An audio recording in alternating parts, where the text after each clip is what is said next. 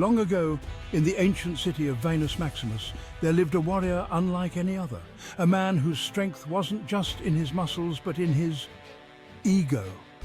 This man was known as Maximus Fleximus, the greatest show-off in the Roman Empire.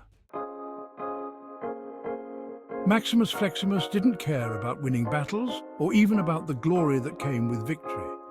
Conquering lands and defeating foes were secondary to him.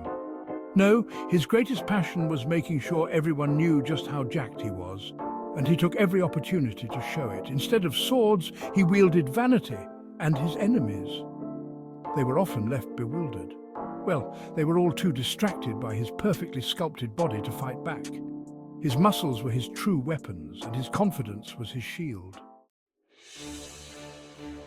One fateful day, Fleximus decided that fighting wasn't enough. He needed to take things to the next level. So he entered the grand arena not to battle, but to flex in front of the emperor himself, hoping to impress everyone with his gains. But the emperor was unimpressed. He had seen countless performances, each more extravagant than the last, yet none had managed to capture his interest. The court jesters, the acrobats, the musicians, all had failed to amuse him. "What is this ridiculous display?" he asked, his voice echoing through the grand hall. The courtiers exchanged nervous glances, unsure of how to respond to the emperor's displeasure. Fleximus, not understanding the emperor's lack of enthusiasm, replied, "I'm flexing, my liege." He struck another pose, his muscles rippling under the torchlight, hoping to impress the emperor. "Can you not see these glorious muscles?" Fleximus continued, his voice filled with pride. He believed that his physical prowess was unmatched and that it would surely win the emperor's favor. "I am the strongest of all," he proclaimed, beating his chest with confidence. The audience watched in silence, unsure of how the emperor would react to such a bold declaration. And so, after much flexing and posing, the emperor finally declared, rising from his throne with a sense of purpose. The hall fell silent, all eyes on the emperor as he prepared to speak. "Let it be known, from this day forward," he began, his voice carrying the weight of authority. The courtiers leaned in, eager to hear the emperor's decree. "The word flex shall be used to describe anyone who shows off their strength or accomplishments, whether they actually deserve the praise or not." The crowd erupted in murmurs, some in disbelief, others in amusement.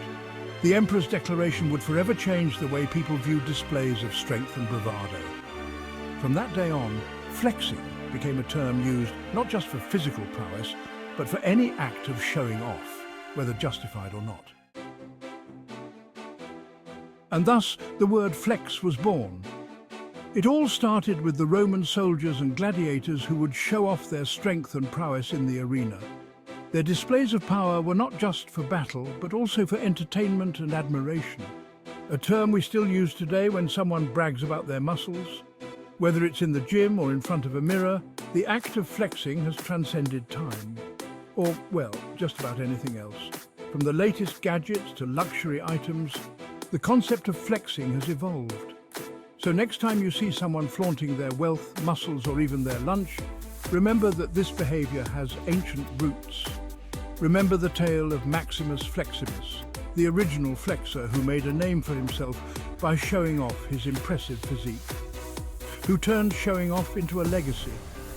From ancient Rome to modern times, the art of the flex has remained a symbol of pride and confidence.